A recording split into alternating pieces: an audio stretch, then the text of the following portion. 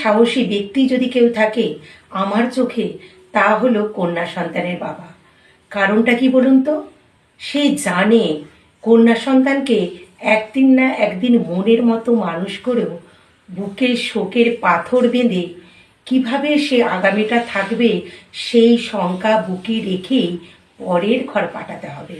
তবুও সে ছোটবেলায় যা কষ্ট পেয়েছে তার কন্যার যাতে সেই কষ্ট না হয় বা না পায়, সাধ্যের বাইরে হলেও সব পূরণ করে এবং সব থেকে দামি শিক্ষা প্রতিষ্ঠানে সে পড়ায় লক্ষ লক্ষ টাকা খরচ করে, কোনোটাতেই পিছপা হন না। কারণ সে